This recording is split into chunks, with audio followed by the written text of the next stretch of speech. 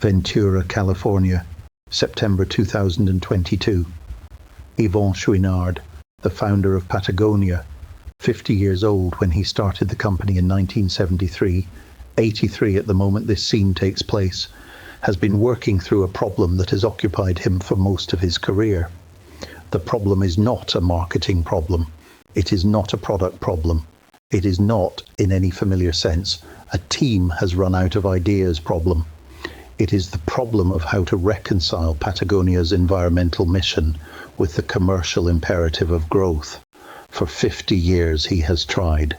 Most years the reconciliation has worked well enough. Some years it hasn't.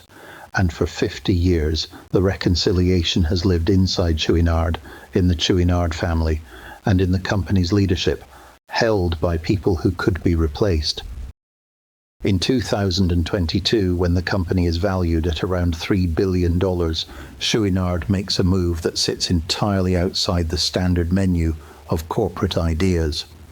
He transfers the ownership of the company to a purpose trust and a non-profit, structured so that all future profits, roughly $100 million a year, go directly to fighting climate change.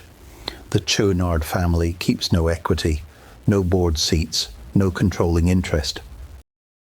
The interesting thing about the move isn't the generosity. Plenty of founders donate.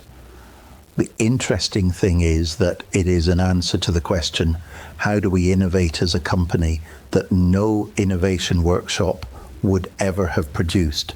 Because the innovation isn't a new product. It isn't a new process. It is a new ownership structure that makes the company's stated purpose structurally unfakeable. When the team has run out of ideas, the problem the team is working on may not be a product problem, it may be a structural problem, and the ideas that would solve it live in a completely different part of the building.